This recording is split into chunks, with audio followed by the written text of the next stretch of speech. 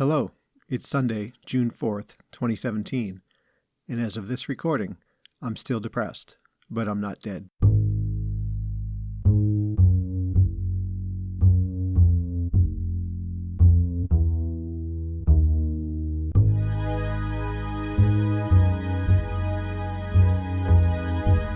Hey guys, I am back. I can tell it's been a while since I recorded an episode. It took me 4 tries to get that little hello, it's Sunday, June 4th bit out, as if I had never spoken it before and I got the words all jumbled and the order messed up. So hopefully things smooth out from here forward on this show, but we'll see how that goes. So yeah, it's been a while since I've tickled your eardrums. I've got a couple little stories to share. So yeah, let me just remind you guys how you can get a hold of me. jamoalki@gmail.com, @jamoalki on Twitter, facebook.com/jamoalki, the website, jamoalki.info. And I've got that text phone number that you can send me as many messages as you like, 248-648-1419. That's how you get a hold of me. I know how to get a hold of you. Just keep talking on the show. So let's get right to it, huh?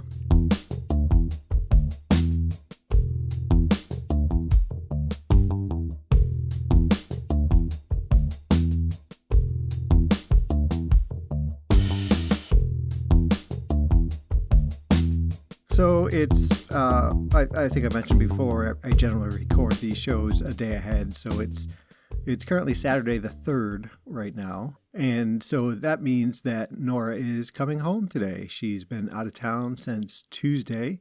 Had to go on a business trip to knock some heads, get people in line, that sort of stuff. And so that means I've been on my own for Tuesday, Wednesday, Thursday, Friday, Saturday. So better part of 5 days now. And it's pretty well known that when Nora is not here, I struggle quite a bit just being me. Sometimes I struggle more with the depression or mental illness. Sometimes I struggle more with physical activities, just doing things, getting out of bed, stuff like that. So I was sitting here trying to figure out what I was going to say for the show, and I kind of took stock over the past 5 days.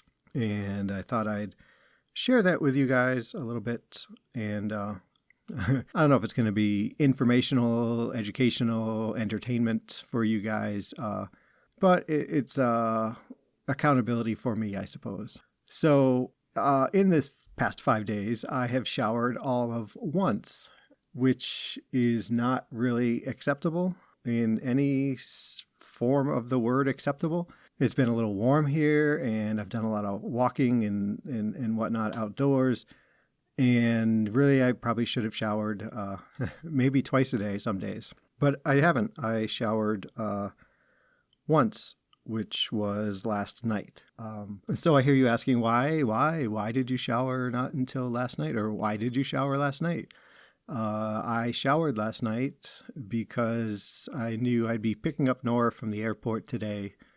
And I wanted to have shaved and be presentable for Nora, which is, I think, back in the 80s, that would have been a cute storyline for some rom-com or some movie where, the bum is going to meet the girl, and so he showers and shaves and puts on deodorant. And, I can see there's an angle where you'd romanticize that, like, oh, isn't he just the best? No, it's not. And if I think about this past week, we'll just call it a week, it never occurred to me that, hey, personal hygiene is important. It's a form of self-care. Don't you just want to get clean and feel that fresh, that presentable to anybody?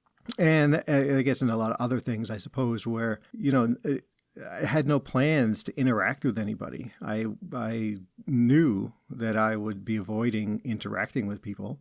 So it never occurred to me to bathe myself because of, for that reason. Yeah. So it never crossed my mind at all that, hey, you should take a shower. It wasn't that, oh, geez, I ought to shower today. And then I chose not to. It never presented itself in my head for the past 4 days, I guess, because last night, to shower. Just, lay down to bed at night when I got out of bed, get up the next morning and just toss on my jamoalki baseball hat that Nora purchased for me, and just go about my day.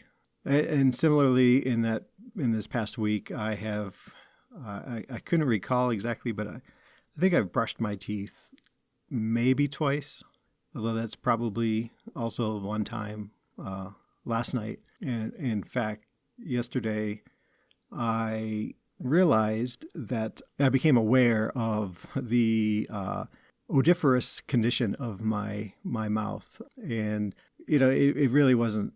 I don't think I was knocking anybody over from across the room. It felt more like maybe a morning breath when you hadn't showered the night before, or brushed your teeth the night before. But regardless, unacceptable in any way. And it was. I think I've mentioned that I've had a bit of a dental streak going on here the past year. Nora decided, I guess, for me.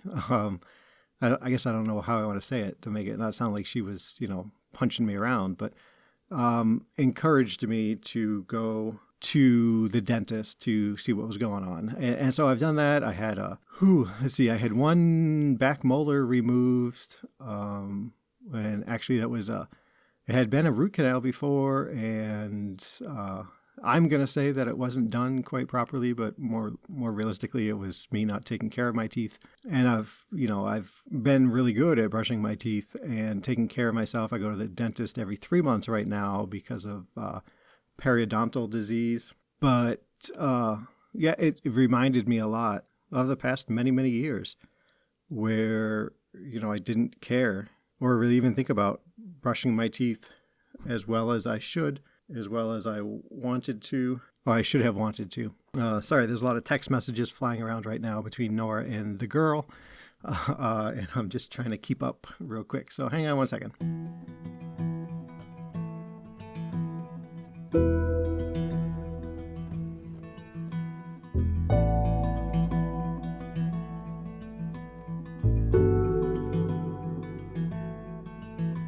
Okay, so that's all taken care of.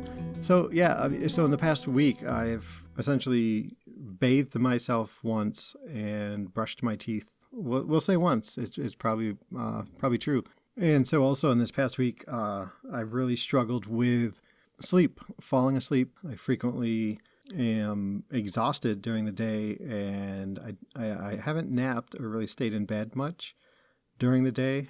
So it's not like I was napping during the day or anything, but, at night it was just really hard for me to fall asleep, to feel that importance of sleep. So kind of weird. I guess something else that I rely on Nora for is kind of that daily cycle, daily routine of, hey, okay, it's bedtime now. It's, 10 o'clock. 10:30, 11 o'clock, time to go to sleep.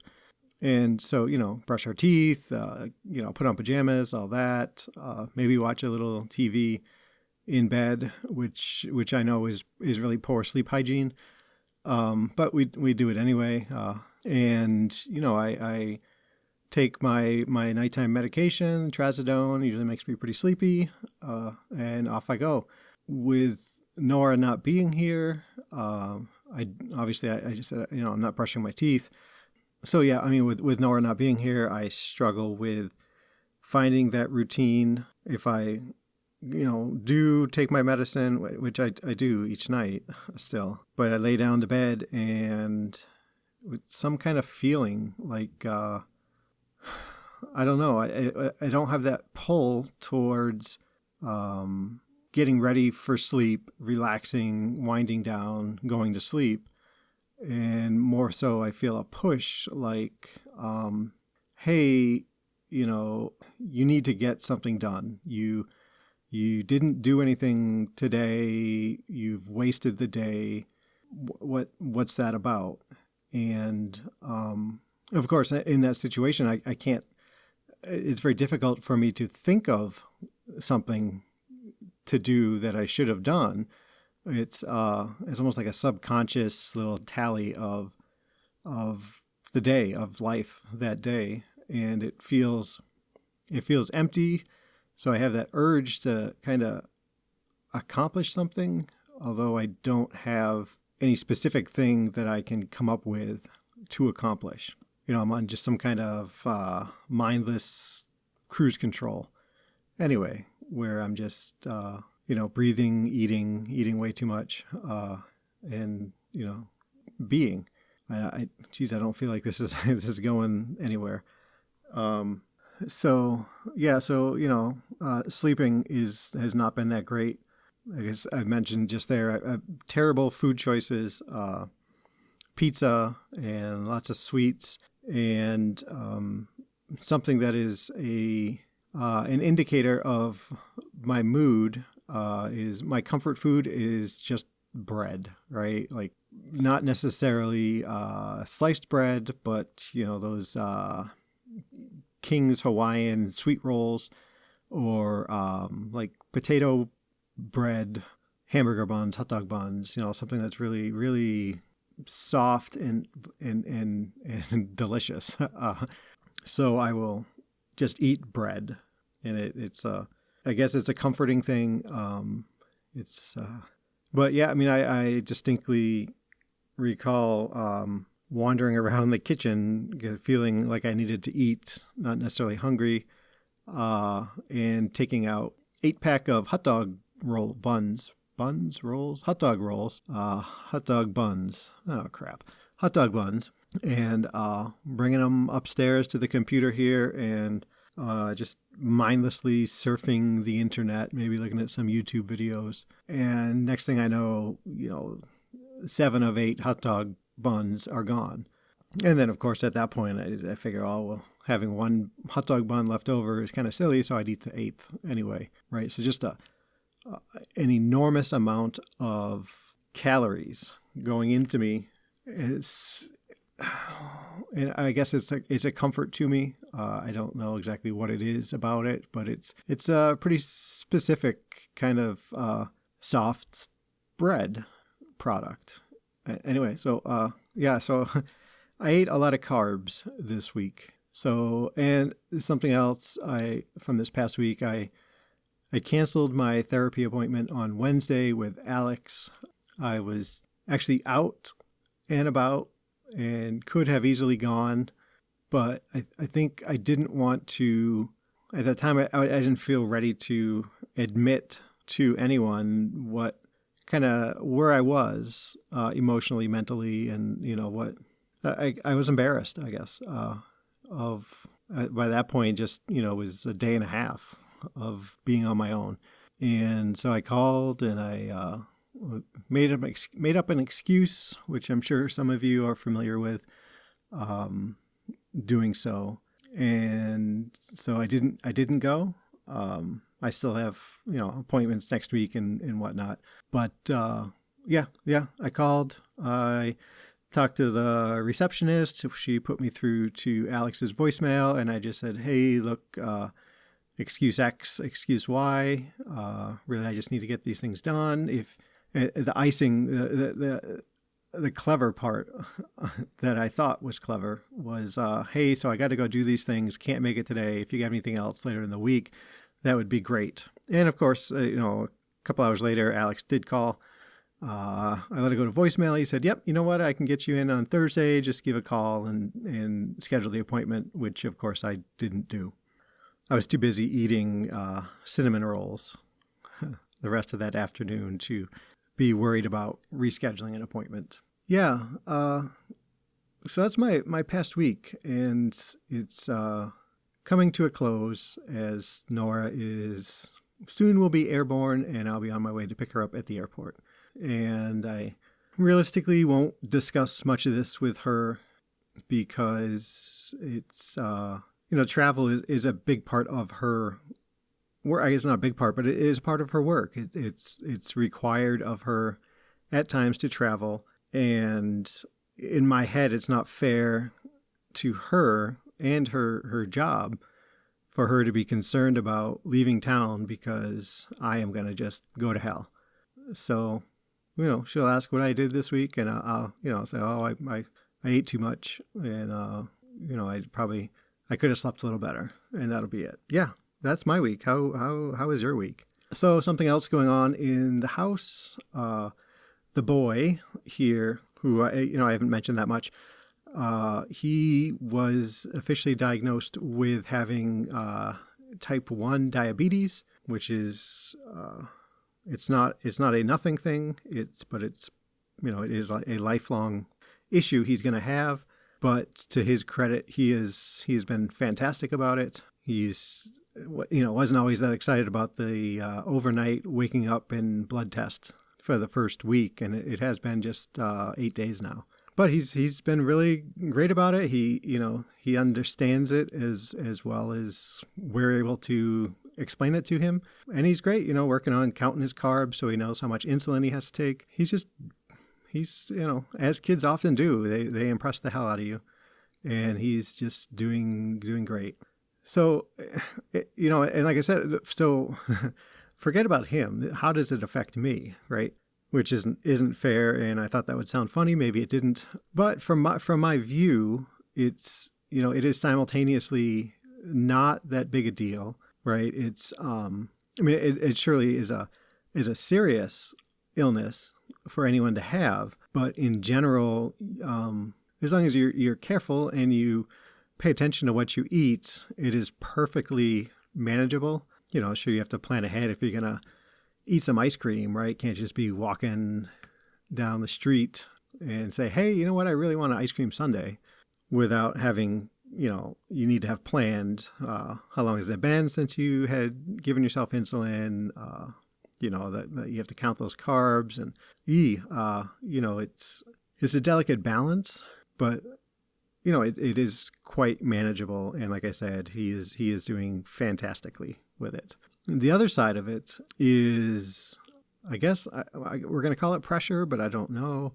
But it seems there are times when it just hits me like, holy crap, this is a responsibility that I need to step up to and reliably step up to be responsible to help him out. And I have no doubts at all that I can help him out, that I can do everything. But at the same time, there's parts of me that worries like, oh crap, like, he, not solely at any one time, because his mom and his dad are hugely involved with everything that he does, as parents generally are. But, there are times when, I'm the adult in his life for, stretches of time, not necessarily days, but, a night to a morning, things like that. And it's kind of that self-doubt will creep in and say, holy crap, how can I do this? Can I be dependable on this? And it kind of, I'm trying to learn more about stress and how it affects me. And I think it's pretty clear that this is a stressor, which it ought to be for any parent, step-parent, anything like that. But, I haven't figured it out yet. I know that I feel it. And, there's just a fear response at times, I guess, that, holy crap, I've got to be on the ball to be able to help him out and to hold up my end of the bargain, being a step-parent and doing what's best for him within the parameters of what his parents want. And it's not really, in itself, it's not a huge thing. The actions and what needs to be done are very important. And really, the amount of effort that needs to go into it to make it right isn't that great. I mean, he's an 11-year-old kid, pretty much can monitor all his food intake and whatnot. He's not, going out.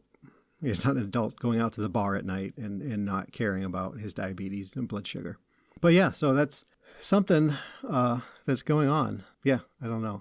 Oh, you know what? I wanted to also mention I have a new friend of the show. My new friend Lori. Hey, Lori, she actually texted me yesterday. I was out cutting the grass again, so that Nora would come home to a a normal lifestyle without 8-inch grass in the front yard and backyard. And she texted me, and I was like, "Holy cow! Wow, I got this text." And we went back and forth with text a little bit. We each emailed each other. And hey, Lori, thanks for listening. I appreciate it. You rock. And the rest of you rock as well. Lori, maybe just a little bit more than you guys because she's messaging me, but no one's keeping score. Lori won, everybody else, nothing. And so I mentioned I've been doing a lot of walking this week. We had some car work to be done, and the shop that Nora likes to use is cross town. So I had to drop her car off to get some essentially 200,000 mile maintenance. And there's lots of public transportation, but I chose to walk back. It's like 3.5 miles maybe.